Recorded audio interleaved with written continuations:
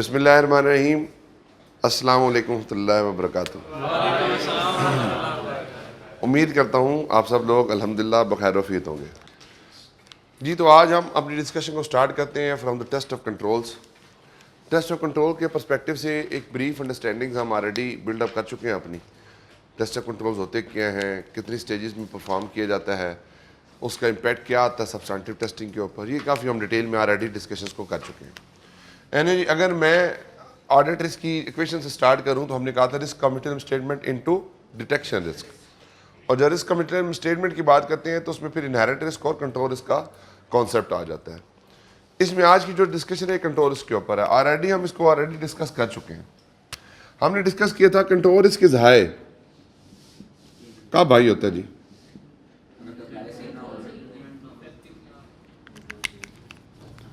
When no control,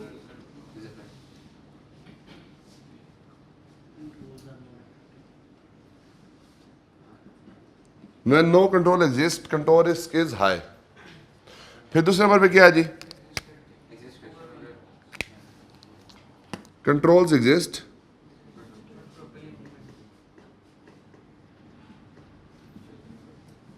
but not operating effectively.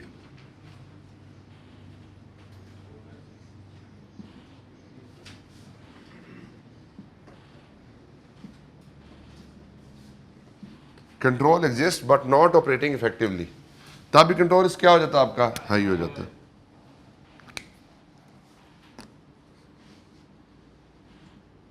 Design of control is ineffective. Design of the control से मुराद क्या है कि जो controls हैं उसके अंदर क्या प्रिवेंशन की पावर है, किसी मिसस्टेटमेंट को प्रिवेंट कर सकता है, डिटेक्ट कर सकता है और करेक्ट कर सकता है। कि जब भी कोई कंट्रोल बिल्डअप किया जाता है, जब भी किसी कंट्रोल को लगाया जाता है तो ऑब्जेक्टिव तीन होते हैं, या मिसस्टेटमेंट को प्रिवेंट कर ले, आने ना दे। अगर प्रिवेंशन कंट्रोल वीक हो गए या प्रिवेंट नहीं कर सके तो वो मिसस्टेटमेंट को क्या कर ले? डिटेक्ट कर ले, और अगर डिटेक्ट हो जाए तो फिर उसको क्या कर लिया जाए? करेक्ट कर लिया जाए।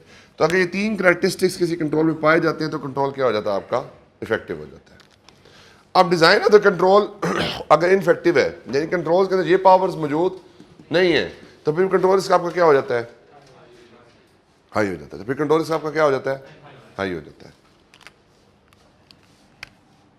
चौथे नंबर पे है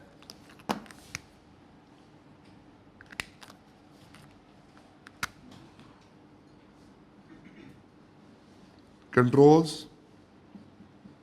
not implemented effectively।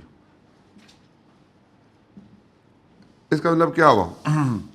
डिजाइन है, बिल्कुल ठीक है, लेकिन उन डिजाइन को प्रॉपर्ली इंप्लीमेंट नहीं किया हुआ कंट्रोल्स को। अब अगर आपने ये डिसीजन करना है कि design of the control is ineffective, तो क्या करेंगे आप? यानी आपने ये आइडेंटिफाई करना है कि design of the control is ineffective, तो आप किस सूरत में करेंगे? अब ये सारे काम करने के लिए आपको याद होगा जब भी हम कंट्रोल टेस्टिंग करते हैं तो हम कुछ स्टेजेस में काम करते हैं। Step 1, step 2, step 3। स्टेप 1 में क्या था जी? Obtain understanding of process. आपने क्या करना है? अंडरस्टैंडिंग ऑफ द प्रोसेस को ऑब्टेन करना है। यहां पे क्या है? Design of the control check करने के लिए। क्यों जी? अंडरस्टैंडिंग को क्यों ऑब्टेन करना है जी? तो हम जो कंट्रोल्स के बारे में काम है ये 3 स्टेजेस पे करते हैं। उसके बाद हम डिस्कस करते हैं कि कहाँ पे कंट्रोल रिस्क हाई है, क्यों हाई है, और उसका अल्टरनेटिव अप्रोच फिर हमारी क्या होगी। हम स्टेप 1 में कहा कि हम understanding of the process obtain करते हैं, यानी प्रोसेस जो मैनेजमेंट ने लगाया हुआ है उसका एक्चुअली वर्कआउट किस तरह से होता है। जब भी आप अंडरस्टैंडिंग ऑफ द प्रोसेस ले रहे होते हैं तो आपके माइंड में ऑब्जेक्टिव क्या होना चाहिए कि उस कंट्रोल की पावर प्रिवेंशन वाली होनी चाहिए, डिटेक्शन वाली होनी चाहिए और करेक्शन वाली होनी चाहिए।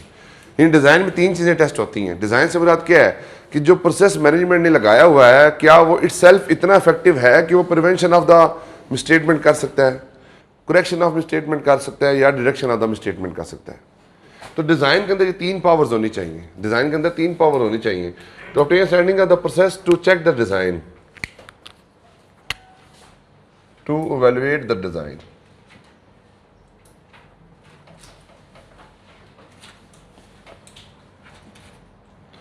तो अब डिज़ाइन के अंदर फिर वही प्रिवेंशन, डिटेक्शन एंड करेक्शन, ये 3 चीज़ें हैं।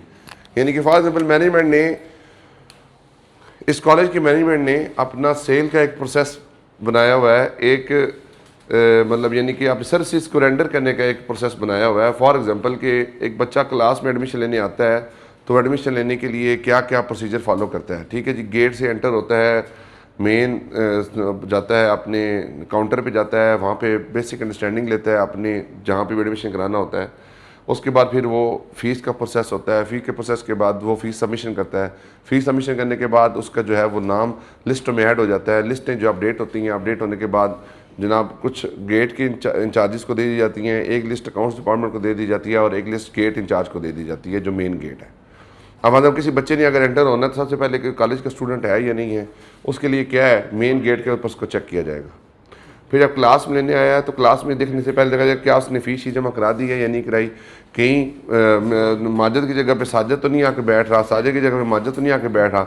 तो वो क्या करता है, वो इनकी आइडेंटिटी कार्ड को चेक करता है और उसके ऊपर साजद माजद की तस्वीरें चेक करता है और उसके बाद कंक्लूड करता है कि जनाब ये हमारी चीज़ें सारी ठीक हैं या नहीं है, बच्चा जेन्युइन क्लास में आके बैठ रहा है या किसी की सीट के ऊपर आके बच्चा क्लास लेने आ रहा है। ठीक है, ये कंट्रोल हो गया। उसके बाद जब क्लास में आप आए, क्लास में आपने पढ़ा, उसके बाद क्लास में पढ़ने के बाद कुछ दिनों के बाद टेस्ट हुआ, टेस्ट के बाद एक आपकी जो है वो फीडबैक्स हुई, फीडबैक के बाद दोबारा टेस्ट हुए, टेस्ट के बाद फीडबैक हुए, फिर क्लास खत्म हुई, आपका सिलेबस कंक्लूड हो गया। ये ऑपरेशनल फ्रेमवर्क में आ गया। फिर उसके बाद आपका अकाउंट्स डिपार्टमेंट है जो साथ साथ मॉनिटर कर रहा होता है किस बच्चे की फ़ीस कितनी है कितनी नहीं है। तो ये सारे क्या है, ये डिज़ाइन ऑफ द प्रोसेस है। फॉर एग्जाम्पल आपने ऑडिट करना था रेवेन्यू का, तो आपने मैनेजमेंट से सबसे पहले क्या कहा कि आप हमें रेवेन्यू का प्रोसेस समझा दें कि रेवेन्यू के प्रोसेस को चलाते किस तरीके से। तो मैनेजमेंट ने एक पॉलिसी पकड़ी और पॉलिसी आपको हैंड ओवर कर दी।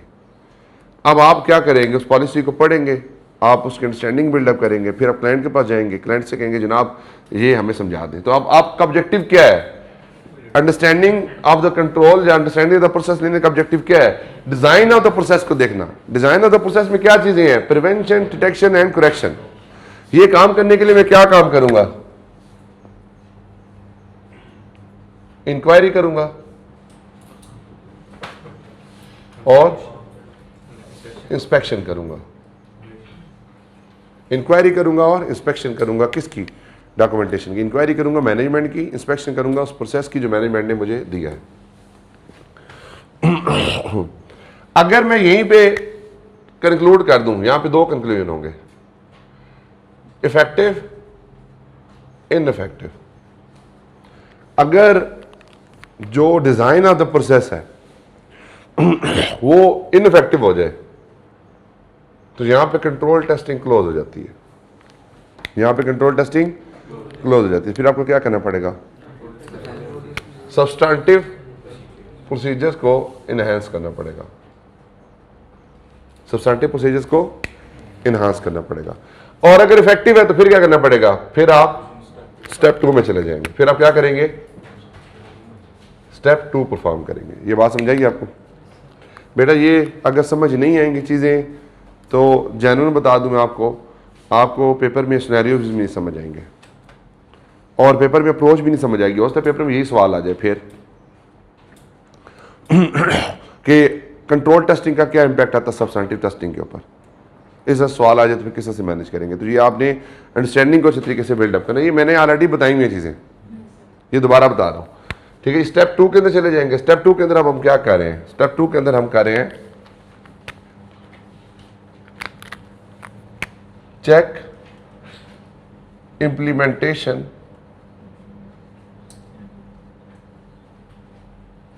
Of controls. अब आप क्या करें, अब आप इंप्लीमेंटेशन ऑफ द कंट्रोल्स को टेस्ट करें। इम्प्लीमेंटेशन ऑफ कंट्रोल से मुराद क्या है कि जो प्रोसेस आपने बनाया था, क्या उस प्रोसेस को मैनेजमेंट फॉलो करती भी है या नहीं करती। कहीं ये तो नहीं है कि सिर्फ प्रोसेस बना के रखा हुआ है और प्रोसेस के बाद उसको अप्लाई नहीं किया हुआ। फॉर एग्जाम्पल रेवेन्यू का प्रोसेस है तो मैनेजमेंट ने रेवेन्यू का प्रोसेस बहुत अच्छा डिजाइन किया हुआ है, लेकिन उसको इंप्लीमेंट ही नहीं किया, उसको इंप्लीमेंट ही नहीं किया। तो क्या प्रोसेस लगा हुआ है? प्रोसेस तो नहीं है।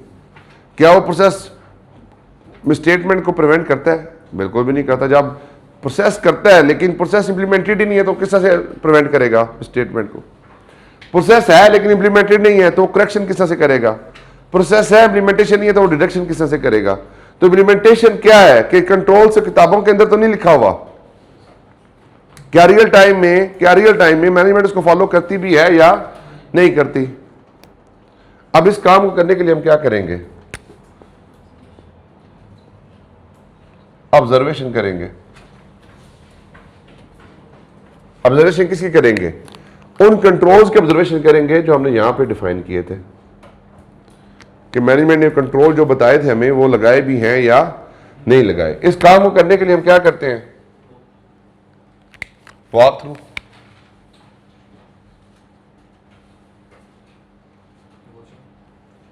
वॉक थ्रू क्या होता है कि आप आए, फॉर एग्जाम्पल मुझे मैनेजमेंट ने कहा कि हमारा जो चेयर्स को काउंट करने का प्रोसेस है, आप आए, आप वहाँ पे खड़े हो गए, हमने कहा हाँ जी चेयर्स कितनी है? उन्होंने कहा 100। आपने कहा जी किस तरह से आपने 100 बनाई? उन्होंने कहा जी देखिए ये जनाब ये इस लाइन में 10 चेयर हैं, ये इस तरह की 10 लाइनें बनी हैं तो आप काउंट कर लें 10 × 10 100 चेयर्स है। आपने मैनेजमेंट का प्रोसेस देखा, अच्छा हाँ ठीक है, हाँ जी आपके बंदे कहाँ पे हैं जी जो काम करते हैं? सर देखिए वो बंदा बैठा है एक जो देख रहा है कि एसेट का टैग ठीक तरीके से लगा हुआ या नहीं लगा हुआ। ये तो नहीं है कि डिपार्टमेंट ए की चेयर डिपार्टमेंट बी में पड़ी है, ये तो नहीं है किसी की टांग टूटी हुई है चेयर की, किसी की वो साइड के ऊपर जो जहाँ पे बैठ के लिखते हैं वो टूटा हुआ है, तो वहाँ से क्या चीज़ें आइडेंटिफाई होंगी? वो चेयरें जो हमारी यूजेबल नहीं है। तो ये क्या है? एक मैनेजमेंट का प्रोसेस है। इस तरह से फॉर एग्जाम्पल परचेज का प्रोसेस है। परचेज का प्रोसेस क्या है कि भाई सबसे पहले कस्टमर, जब सबसे पहले हमारी एक रिक्वेजिशन तैयार होती है। रिक्वेजिशन की चीज़ की, फॉर एग्जाम्पल कि आप अपने ऊपर एग्जाम्पल लें, अभी आप बिजनेस के पॉइंट से छोड़ दें। फॉर एग्जाम्पल अगर आपको मोबाइल चाहिए तो मोबाइल की नीड क्यों आएगी? या जो आपका एग्जिस्टिंग मोबाइल है वो ख़राब हो गया है, या जो है फिर आपको पता है कि पैसे ज़ाया करने हैं तो फिर आपने जो है वाले साहब को कहना है कि आप आईफोन 14 प्रो मैक्स आ गया तो हमने वो लेना है, ठीक है 15 आ गया, चलो जी जो भी है। एनीवे जी अब आपकी नीड्स किस तरह से डिटरमिन हुई? या तो आपके पास वो चीज़ है नहीं तो आपने लेनी है, या आपके पास चीज़ थी वो क्या थी ख़राब हो गई तो फिर भी आपने नहीं लेनी है। तो नीड इनिशिएट हुई। अब नीड इनिशिएट हुई है तो आप सबसे पहले क्या करेंगे? वाले साहब से कहेंगे कि भाई पैसे, रिसोर्सेज। अब्बा जी कहेंगे क्यों लेना है? अब्बा जी को कहेंगे सर अब्बा जी मेरा मोबाइल जो है ना ख़राब हो गया। अच्छा ले आओ मोबाइल। अब्बा जी कहेंगे मोबाइल ले आओ, आप ले गए मोबाइल। अब्बा जी मोबाइल पकड़ा, जेब में डाला, चले गए। शाम को आए मोबाइल ठीक रख के आपको वापस कर दिया। This is process. प्रोसेस किस चीज़ का? परचेज नहीं करनी, एग्जिस्टिंग रिसोर्सेज को ही रीयूटिलाइज करना है। अब प्रोसेस कितनी देर बाद एंड हो गया? 2 स्टेप्स में एंड हो गया। आपकी नीड इनिशिएट हुई, आपकी नीड को आपके वाले साहब ने ठक करके मारा नीचे और आपको मोबाइल पे करा के दे दिया, खत्म होगी बात। अगर फॉर एग्जांपल आपने मोबाइल ले नहीं होता तो उसके बाद क्या होता? अब्बा जी मोबाइल लेकर गए, पता चला कि मोबाइल ठीक नहीं हो सकता, चलो ठीक हो गया जी। अब आके पहली बात हुई हाँ जी मोबाइल लेना है। सबसे पहले डिस्कशन क्या होगी कि मोबाइल कौन सा लेना है। जब कौन से मोबाइल लेने की बात आएगी उससे पहले क्या बात होगी? बजट कितना है? 50,000, लाख, 2 लाख, 3 लाख, जो भी बजट है, ठीक है जी। सबसे पहले क्या आपने डिटरमिन किया? एक बजट के प्रोसेस को डिटरमिन किया। उसके बाद आपने ब्रांड जो लेना था उसको डिटरमिन किया कि कौन सा ब्रांड आपने परचेज करना है। उसके बाद आप मार्केट में चले गए, मार्केट में आपने विजिट करना शुरू कर दिया। अब ये जितनी स्टेप्स हैं क्या हैं? ये जितने स्टेप्स हो रहे हैं ये क्या है? ये प्रोसेस है। अच्छा अब आप मार्केट में चले गए, मार्केट में जाके आपने कोटेशंस लेना शुरू कर दी। कोटेशंस क्या है? फॉर एग्जाम्पल कभी ऐसे होगा कि आप किसी एक दुकान पे जाएं उससे चीज़ ले लें? नॉर्मली नहीं होता। पहले आप एक पे गए, नहीं समझ आई, साजिद के पास गए, नहीं समझ आई, साद के पास गए, साद से नहीं समझ आई, एहसन के पास गए, एहसन से नहीं समझ आई, अमार के पास गए, अमार के पास समझ नहीं आई, मौलवी साहब के पास गए, मौलवी साहब के बाद नहीं समझ आई, गुजर साहब के पास चले गए। अब अल्टीमेटली हुआ क्या? हम एक काम को करने के लिए एक वेंडर को सिलेक्ट करने के लिए 4-5 दुकानें फेर रहे हैं। अब यहां पे आप ये एग्जांपल लें, अगर ये 4-5 दुकानें ना फिरते तो क्या नुकसान होता? हाई प्राइस चार्ज हो जाती और लो क्वालिटी प्रोडक्ट हमें मिल सकती थी और जी मार्केट उससे इंपैक्ट क्या आएगा? इंपैक्ट क्या आएगा? कंपनी का फाइनेंशियल रिसोर्सेज का इंपैक्ट आएगा। देखें, या ज़्यादा पैसे दे देंगे या ख़राब चीज़ ले लेंगे। क्यों? ये कब आपको डिटरमिनेट हुआ? ना आपने वेंडर सिलेक्शन प्रॉपर तरीके से की, ना आपने किसी से कोटेशन ली। जब आपने वेंडर सिलेक्शन ही नहीं की तो क्या हुआ है? एक गलत वेंडर सेलेक्ट हो गया है। फिर आपने कोटेशन भी नहीं ली। जब कोटेशन नहीं ली तो आपने ज़्यादा पैसे पे कर दिए। या ये भी प्रॉब्लम हो सकती है कि आपने वो चीज़ परचेज कर ली हो जिसकी बिजनेस को ज़रूरत ही ना हो, अनऑथराइज परचेज होगी हो। अब ये क्या है? कंट्रोल अगर एग्जिस्ट नहीं करते तो प्रॉब्लम्स क्या हो सकती हैं? अब आप फिर उसके बाद क्या, मोबाइल लिया आपने, मोबाइल लेने के बाद आपने उसको अपने यूटिलाइज करना शुरू कर दिया। प्रोसेस सिंपल था, लेकिन जब बिजनेस के अंदर परचेज के प्रोसेस में जाते हैं तो वो थोड़ा कॉम्प्लेक्स हो जाता है। वो प्रोसेस क्या होगा वो हम अगली क्लास में इंशाल्लाह जाकर डिस्कस करेंगे। तो जहां पे हम क्या डिस्कस कर रहे हैं कि जो प्रोसेस यहाँ पे लिखा था कि जो मैनेजमेंट ने अपने बजट्स बनाने थे, क्या वो बजट बनाए? यहाँ पे चेक करेंगे बजट्स बने या नहीं बने। कोटेशन कॉल करनी थी, यहाँ पे लिखा हुआ था, क्या एक्चुअली कोटेशन कॉल कर रहे हैं या नहीं कर रहे? इंस्पेक्शन करनी थी आइटम परचेज की, क्या inspection of the item purchase हो रही है या नहीं हो रही? रिकॉर्डिंग को चेक करना था कि रिकॉर्डिंग प्रॉपर सिस्टम के अंदर ठीक तरीके से हुई है या नहीं हुई। तो यहाँ पे आप चेक करेंगे कि क्या सिस्टम के अंदर रिकॉर्डिंग ठीक तरीके से हुई या नहीं हुई। यहाँ पे क्या था? प्रोसेस वर्बल था या रिटन था। लेकिन यहाँ पे इम्प्लीमेंटेशन में क्या है? उसके अगेंस्ट जो प्योर डॉक्यूमेंटेशन है वो यहाँ पे क्या आप चेक करें, वॉक थ्रू में चेक करें। वॉक थ्रू हमेशा रियल टाइम ट्रांजैक्शन पे होता है। किस पे होता है? रियल टाइम का मतलब क्या है? रियल टाइम का मतलब ये है कि जो ट्रांजैक्शन आपने सेलेक्ट की है वो रियल टाइम होनी चाहिए। फॉर एग्जाम्पल, अगर मैंने एडमिशन का प्रोसेस जाके देखना है तो I will just stay at the front of the admission office, वहां पे मैं बैठ जाऊंगा और मुझे मैनेजमेंट बता देगी कि जनाब ये बच्चा एडमिशन का प्रोसेस अभी हमारा करवा रहा है। तो मैं वहां पे बैठ कर ऑब्जर्व करूंगा कि किस तरीके से उसको डील किया गया, उससे फॉर्म किस तरह से फिल करवाया गया, किस तरीके से उसकी फीस जमा करवाएगी। मैं सिर्फ ऑब्जर्व कर रहा हूं किसको? रियल टाइम ट्रांजेक्शन को। प्रॉब्लम क्या है यहाँ पे? यहाँ पे इशू क्या हो सकता है?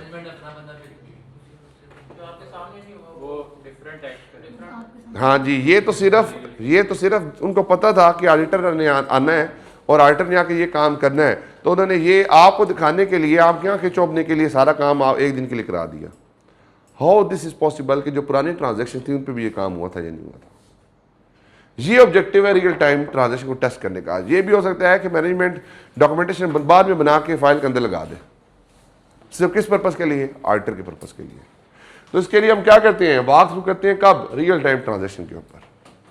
और वॉक थ्रू करने के लिए क्या करते हैं? ऑब्जर्वेशन। ऑब्जर्वेशन करने का ऑब्जेक्टिव क्या होता है? Check implementation of the controls. ये बात समझ आई आपको? कौन सी इंप्लीमेंटेशन? इस प्रोसेस की इंप्लीमेंटेशन यहां पे आप चेक करें। ये बात समझ आई आपको? ऊपर से तो नहीं गुजरी? पक्की बात है। अब यहां में फिर दो बेटा बातें होंगी, इफेक्टिव, इनइफेक्टिव। अगर यहीं पे इनइफेक्टिव हो जाता है काम तो क्या करेंगे? सब्सटेंटिव प्रोसीजर को एनहांस कर देंगे। और अगर इफेक्टिव हो जाता है तो फिर क्या करेंगे? स्टेप 3 पे चले जाएंगे। समझ आइए बात की? और बेटा समझ आ गई है? अगर इंप्लीमेंटेशन ठीक नहीं है कंट्रोल्स की तो कंट्रोल टेस्टिंग नहीं होगी, डायरेक्टली क्या हो जाएगा? सब्सटेंटिव प्रोसीजर आपके बढ़ जाएंगे। तीसरे नंबर पे आता है टेस्ट ऑफ कंट्रोल्स।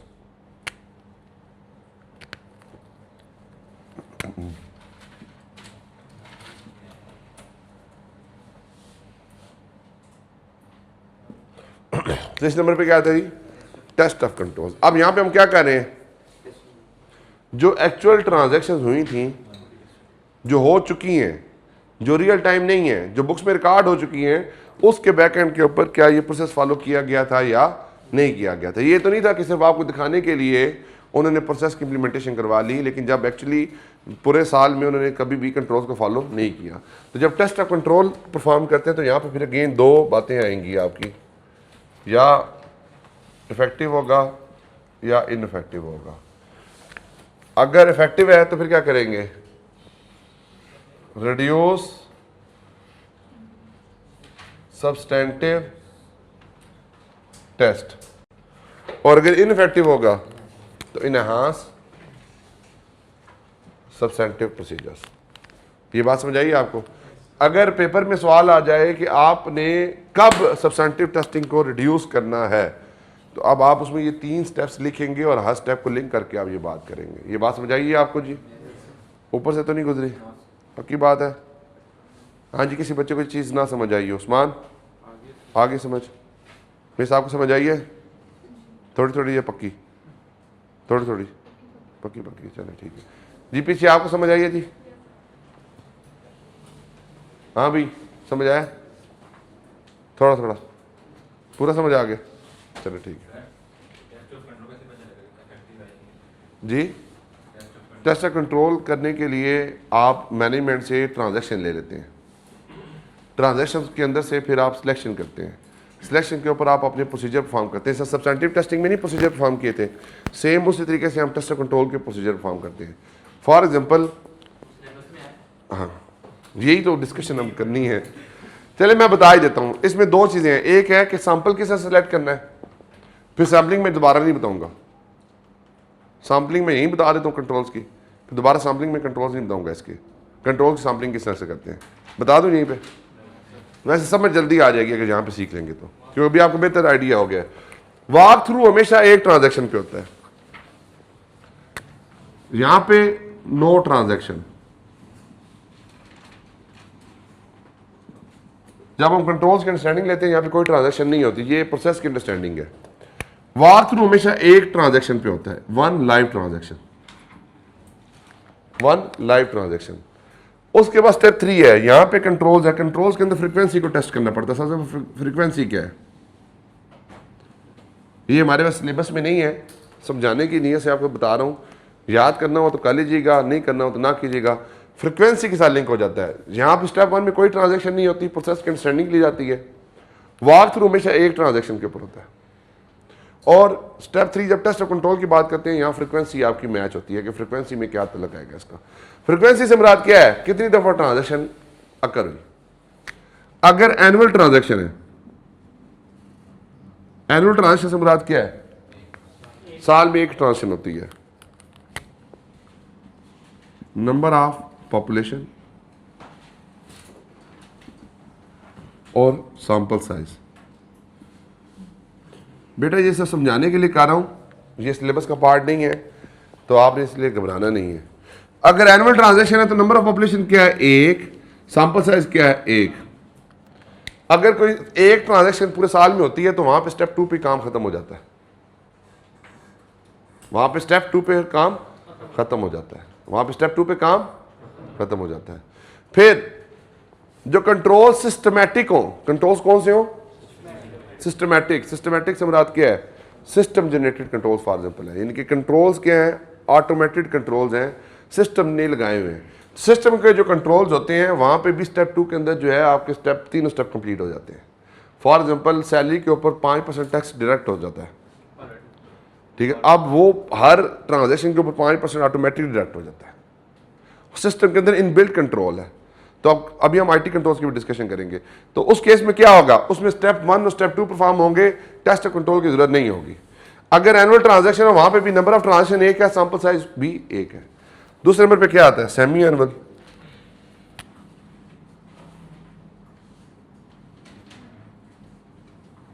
फिर क्या आता है, क्वार्टर। फिर आता है मंथ। फिर आता है वीक। फिर आता है डेली। फिर आता है रिकरिंग।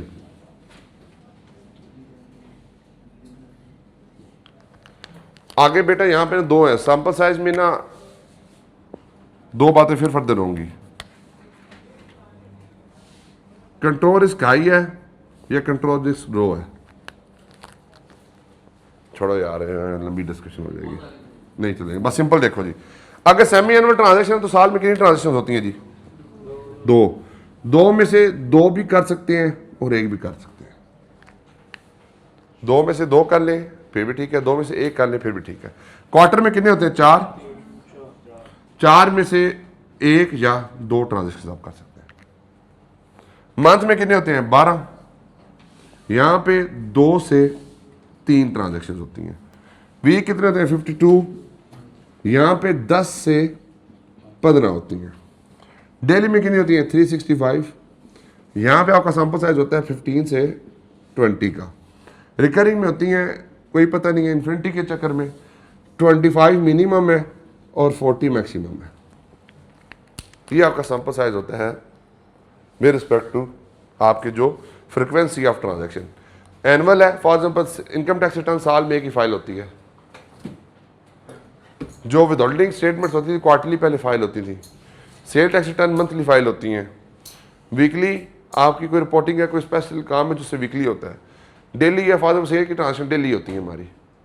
मंथली में आप ये कह सकते हैं सैलरी की कैलकुलेशन मंथली एक दफ़ा होती है। रिकरिंग है हमारी एक दिन में कई ट्रांजेक्शन होती हैं। ये हमारा सिलेबस कैसा नहीं है, इससे मैंने आपको बताने के लिए समझाया जी। ठीक है जी, बात यहाँ तक समझ आ गई आपको? यहाँ तक किसी का कोई इशू, कोई सवाल, कोई प्रॉब्लम? कोई प्रॉब्लम नहीं है जी। अब जरा आ जाए कंट्रोल्स की टाइप्स को डिस्कस करते हैं कि कंट्रोल्स हमारे होते हैं कितनी तरह के हैं। ये जो मैं डिस्कशन कर रहा हूँ बेटा, ये शायद बुक के ऊपर आपको चीज़ें ना मिले, लेकिन आगे समझाने की कुछ मिलेंगी कुछ नहीं मिलेंगी। लेकिन जब आगे हमने प्रैक्टिकल क्वेश्चंस करने हैं ना, जब हम सिनेरियो बेस्ड क्वेश्चन को टेस्ट करेंगे तो फिर ये सारी चीज़ें आपको वहाँ पे अंडरस्टैंडिंग के लिए ज़रूरी होंगी। तो ये बेशक क्लास की जो अंडरस्टैंडिंग है यहाँ पे ही बिल्डअप करें। यहाँ पे जो पढ़ा है बस इससे आगे ज़्यादा घर जाके करने की ज़रूरत नहीं है। इसको बस आप अंडरस्टैंडिंग के तौर पर रखें। जो क्लास की डिस्कशन है ये आपको पता होनी चाहिए। आधी चीज़ें होंगी, आधी चीज़ें नहीं होंगी। फिर आगे बेटा डिस्कशन हम करते हैं टाइप ऑफ कंट्रोल्स के ऊपर।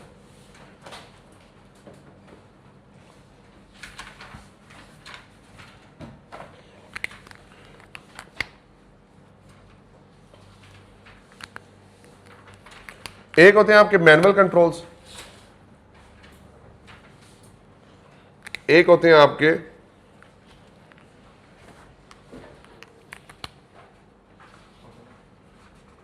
Automated controls.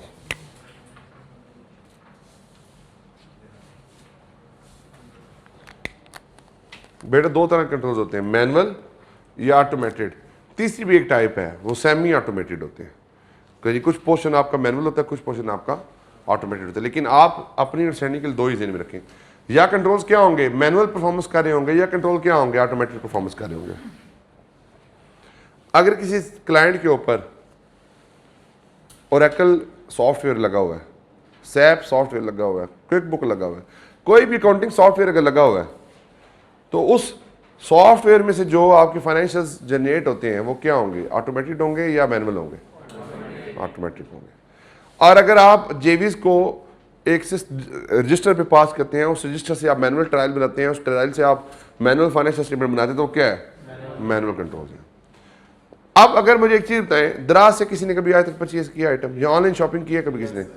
अगर आप ऑनलाइन शॉपिंग करें तो हर चीज़ क्या वहाँ पे पीछे इंसान बैठे होते हैं जो आपके ट्रांजेक्शन को प्रोसेस कर रहे होते हैं? फॉर एग्जाम्पल पीछे नौजवान बैठा हुआ, आगे कस्टमर आया है, फॉर कस्टमर ने कार्ड सेलेक्ट करी तो मैं कार्ड उठा के फेर रहा हूँ उसके आगे पीछे है स्क्रीन के ऊपर, आ जाओ सर सर पकड़ लो पकड़ लो पकड़ लो। ऐसा तो नहीं होता ना। आप क्या करते हैं? आप आइटम सेलेक्ट करते हैं, ऑटोमेटिक सेलेक्ट होता है। यानी कि आप फॉर एग्जाम्पल के तुम्हारा नाम क्या भाई? उमेश।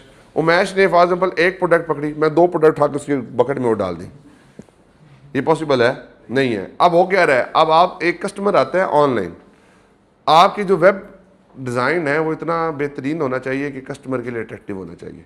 कस्टमर ऑटोमेटिकली प्रोडक्ट्स को सिलेक्ट करता है। हाँ, प्रोडक्ट उसने सिलेक्ट किया, आप सजेशन साथ दें कि जिन लोगों ने ये प्रोडक्ट परचेज करते हैं वो साथ ये प्रोडक्ट परचेज करते हैं। फॉर एग्जांपल कि मैं डैशबोर्ड की क्लीनिंग या पॉलिश के लिए जो है गाड़ी की डैशबोर्ड की पॉलिश अगर सेलेक्ट करता हूँ तो मुझे साथ ये बताया कि क्लीनिंग के भी ये चीज़ें बाय होती हैं साथ, तो उससे होगा कि शायद मेरी नीड असेसमेंट आ जाए, मैं उसको भी परचेज कर लूँ। अब वो कह रहा है आप सबसे पहले विजिट किया एक वेबसाइट को, वहाँ पे जाके आपने वर्चुअल स्टोर ओपन किया, वर्चुअल स्टोर के ऊपर आपने आइटम्स को चेक किया, आइटम को चेक करने के लिए आप ज़ाहिर बात मेजरमेंट गाइड्स भी दी होती हैं सम टाइम, उसके करैक्टरिस्टिक्स बताए होते हैं, आपने सारे पढ़े, आपने अपना डिसीजन कर लिया कि मैंने ये आइटम परचेज करना है।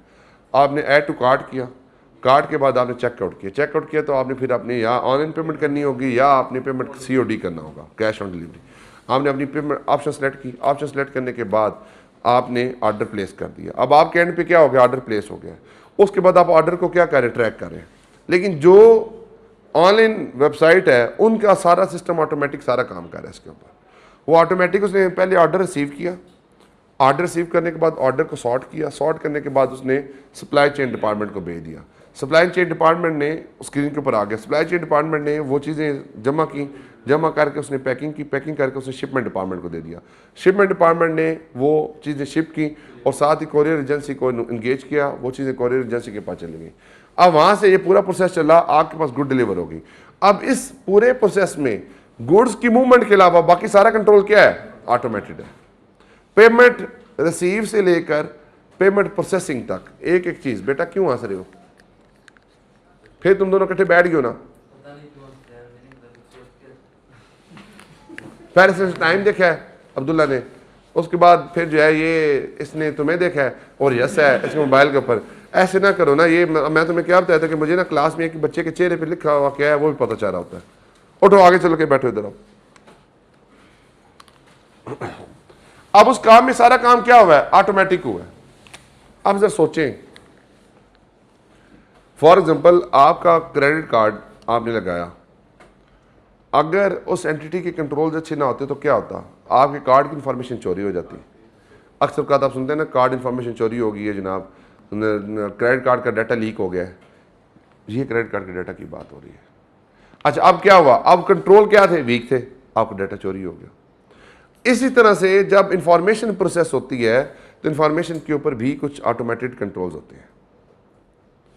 फिर इसी तरह से कुछ मैनुअल कंट्रोल्स भी होते हैं। मैनुअल कंट्रोल से मुराद क्या है, आपने एडमिशन लेना था कॉलेज में, आप आए, आपने एडमिशन लेने के लिए सारा प्रोसेस फॉलो किया, सारा काम क्या था, मैनुअल काम था।